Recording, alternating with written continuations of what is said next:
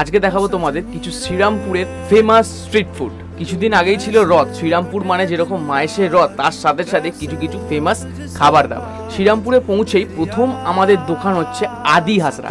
হ্যাঁ, ঠিকই শুনেছো, আদি হাজরা। শ্রীরামপুরে এসেছি তাও আবার রথের সময়, আর রথের সময় এই আদি হাজরা থেকে আমরা জিলাপি খাবো না সেটা কিন্তু হয় না। দারুণ ক্রিস্পি আর দারুণ খেতে। এর পরের দোকানই হলো আমাদের বাসন্তী কেবিন। হ্যাঁ, এই বাসন্তী কেবিনের মধ্যে আশা করি বুঝেই গেছো কি ফেমাস, স্পেশাল মোগলাই। হ্যাঁ, কেন আমি স্পেশাল বললাম, কারণ এই স্পেশাল মোগলাইয়ের মধ্যে থাকে মাটনের কিমা, আর খেতে জাস্ট লেভেল বস। এরপরেই চলে যেতে হবে তোমাদেরকে মদন রেস্টুরেন্ট। কেন সেটা বুঝতে পারছো না? শ্রীরামপুরে আসছো আর মদন রেস্টুরেন্টে ফিশ চপ খাবে না, সেটা কি হয়?